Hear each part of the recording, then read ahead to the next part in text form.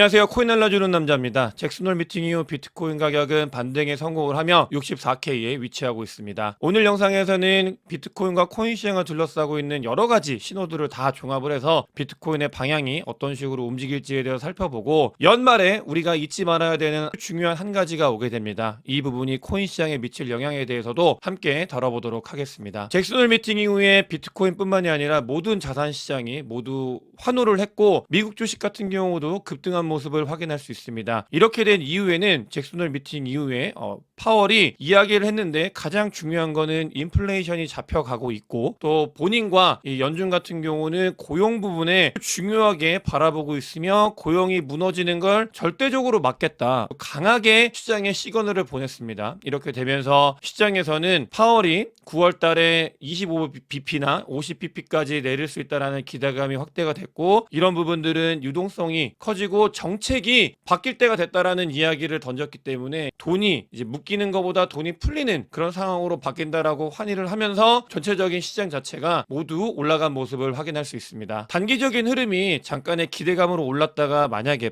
내려가고 이런 부분이 있더라도 여러분들께서는 이 잭슨홀 미팅에 대해서 한 가지는 명심을 해야 됩니다. 잭슨홀 미팅은 연준이 시장을 어떻게 바라보고 있고 또 어떤 식으로 본인들의 정책을 펼지에 대해서 이야기를 하는 중요한 회의이기 때문에 이 회의에서 연준이 정책을 변경할 때가 됐다. 금리 인하 그리고 인플레이션을 잡을 자신이 있다. 이야기들이 이어졌기 때문에 분명히 시장에 궁극적으로는 중장기적으로 돈이 풀릴 거라는 이 전제를 가지고 자산시장 그리고 코인 시장에 임해야 된다는 건 오늘 영상에서 강조해서 말씀을 드리고 싶은 한 가지다라는 걸 꼭 아셨으면 좋겠습니다. 선물청산매상으로 봤을 때 비트코인 가격은 주말 사이에도 64K까지 쭉쭉쭉 올랐다가 오전에 이 65K를 건든 모습을 확인할 수 있습니다. 그러면서 건들고 숏포지션을 모두 다 정리를 하고 그 뒤에 일부 하락이 나오면서 64K 초반대에 위치하고 있는데 중요한 부분 같은 경우는 이 65K까지 올라갈 때 이 부분은 지난번에도 62K 라인에 한번 찍었을 때 찍고 나서 이제 하락을 좀 했던 모습을 확인했습니다. 에너지를 썼기 때문에 내려왔었고 이 부분 같은 경우도 65K까지 올라가면서 숏 포지션을 모두 정리하면서 비트코인 가격이 그 뒤에 잠시 내려왔다라는 걸 볼 수 있고요. 롱 포지션 같은 경우는 63K부터 64K 라인에 강하게 형성이 되고 있고 62K 라인 때도 이렇게 형성이 됐던 걸 깼기 때문에 어떤 식으로 움직일지에 대해서는 지켜보면 좋을 것 같고 주말 사이에 시카고 선물 거래소가 63.9K에 존재를 했었는데 정말 거짓말처럼 이 부분을 찍고 갭을 메꾸고 다시 올라온 모습을 확인을 할 수 있습니다. 보시게 되면 영상에서 여러 번 그리고 강조해서 말씀을 드렸던 게 60K와 61K에 인위적으로 찍어 누르는 부분들을 넘어야 되고 그 뒤에는 64K까지 올라가면서 추세 전환이 반드시 이루어져야 된다. 그게 중요하고 단기적으로 반드시 해결해야 되는 과제다라는 말씀을 많이 드렸고 실제로 64K까지 올라왔습니다. 이 부분은 뒤에서도 더 말씀을 드리겠지만 여러 가지 선들이 중첩이 되는 구간이고 보시게 되면 64K 이후부터 70K 라인 같은 경우는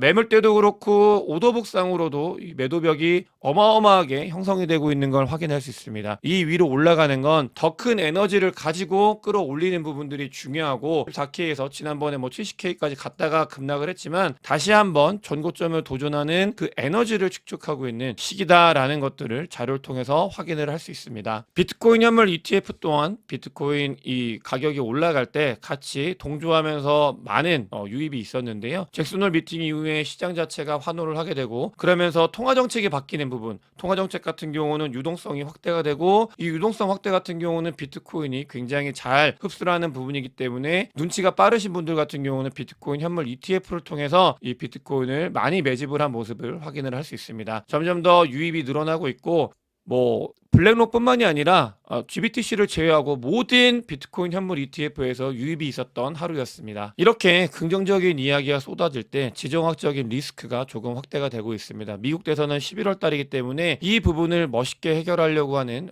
미국의 의지 그리고 이스라엘의 내부 문제 여러 가지들이 복합적으로 섞이면서 지정학적 리스크가 확대가 되고 있고 이 부분 같은 경우는 64K 언저리에서 강하게 구축을 하고 있는 숏 세력들이 이용할 수 있는 충분한 재료가 되기 때문에 이 부분이 비트코인에 부정적인 영향을 미칠 수 있는 부분들 우리는 인지를 해야 되겠고요. 두 번째 같은 경우는 자료는 따로 준비하지 않았고 멤버십 라이브 때 강조해서 말씀을 드렸는데 어떤 부분이냐면 금리 인하를 진행을 합니다. 근데 금리 인하를 진행을 할 때는 유동성이 풀리는 건 맞지만 금리 인하를 진행하는 그 시기에는 자산 시장이 조금은 좋지 못했던 단기적으로 그런 모습을 보였기 때문에 9월 달에 금리 인하를 앞두고 이 시장 자체가 환희에 차 있는 이 모습이 계속해서 모멘텀으로 올라갈 수도 있지만 그것보다는 조금은 우리가 침착하고 보수적으로 9월 달이면 사실 얼마 남지도 않았기 때문에 이 부분을 지켜보면 어떨까? 이런 것들이 변수로 작용을 하고 있는 첫 번째로 다시 한번 정리를 하면 지정학적 리스크 분명히 확대가 되고 있고 숏세력들이 이용할 수 있는 가능성이 커지고 있다. 이런 것들과 금리 인하가 진행되는 시기에는 단기적으로는 흔들릴 수 있는 변동성이 확대가 되고 있기 때문에 될 수 있기 때문에 9월 중순까지는 한번 그냥 지켜보면서 이 변동성에 대해서 의미 있게 파악을 하고 그 뒤에 나오는 유동성이 풀리는 것들 이런 부분들을 우리가 먹기 위한 전략을 잘 세워야 되지 않을까 이렇게 생각을 하고 있습니다. 실제로 비트코인의 OI는 굉장히 많이 증가를 하고 있고요.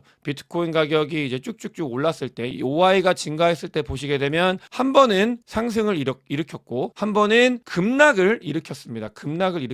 1대1인 그런 상황이고요. 이 OI가 올라간다는 건 롱 세력이 올라가든 숏 세력이 올라가든 그렇게 올라가기 때문에 이 변동성이 확대가 되려고 하는 그런 모습을 보이고 있다라는 거는 우리가 인지를 해야 되는 그런 지점이다라고 보시면 되겠습니다. 단기적으로는 뭐 여러 가지 변동성이 있을 수 있는데 중요한 부분은 64K를 올라왔고 이 부분이 만약에 유지가 된다고 하면은 너무나 긍정적으로 작용할 수 있는 자리다라는 건 변하지 않습니다. 보시게 되면 쇼텀 홀더의 리얼라이즈 프라이스드 뭐 111일선, 200일선 이런 것들이 다 겹쳐 있는 라인이었고요. 63K와 64K 라인이 그 부분을 아직은 거래량을 동반해서 뚫지 못했지만 이 근처까지 왔다라는 것, 추세가 전환될 수 있는 기회를 만들었다라는 점은 분명히 의미가 있습니다. 이 공간을 거래량을 동반을 해서 이제 상승을 시키는지를 지켜보면서 추세가 전환이 되고 정말 롱 포지션을 그리고 위로 올라가는 걸 보는 사람들이 늘어나는지 데이터를 모으면 좋을 것 같습니다. 비트코인이 64K 오면서 아까 말씀드렸던 여러 가지 지표를 뚫었고 또 보시게 되면은 불 밴드인데요. 이 불 밴드의 두 가지의 선을 모두 뚫고 힘있게 뚫은 모습을 확인할 수 있습니다. 이렇게 힘있게 뚫었을 때 그 다음이 만약에 이게 올라간다고 하면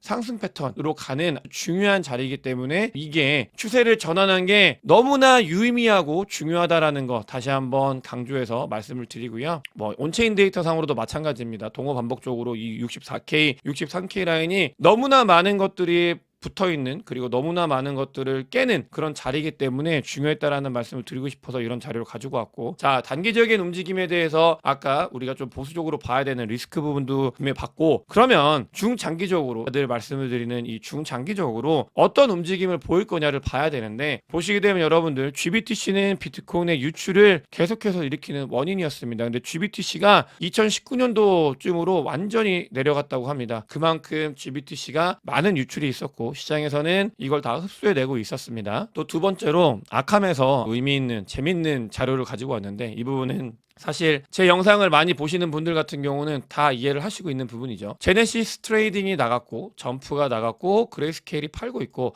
독일 정부 같은 경우는 5만 개의 비트코인을 모두 다 던졌고 마운트곡스도 9만 개가 넘게 분배가 이루어지면서 시장을 뒤흔들었습니다. 이런 것들이 모두 시장이 뒤흔들면서 정말 비트코인 가격을 3월부터 8월까지 계속해서 흔들었던 요소들이었는데 이런 것들이 끝나가고 사실은 이런 것들이 끝날 때 블랙록은 비트코인을 모아가고 있고요. 자, 의미 있는 이런 것들 이 변화의 흐름 누군가는 던지지만 더 크게 모으고 있다는 것과 중요한 부분입니다. GBTC 같은 경우는 4분기가 되면 이제 유출이 거의 끝날 거다라는 게 있고 지난 영상에서 강조해서 말씀을 드렸던 FTX 채권자들한테 현금으로 USDT, USD 달러로 돈이 입금이 될 가능성이 큽니다. 그렇게 되면 FTX에서 돈이 묶여가지고 투자를 못하셨던 분들이 그 돈을 들고 코인 시장에 들어올 가능성이 있다. 너무나 중요한 유동성 공급, 금리 인하를 통해서 전체 거시 상황에서의 그 유동성이 아니라 FTX 코인 시장에 거대한 유동성이 올 수 있는 가능성이 있다라는 거 이거 한 가지를 알아야 되고요.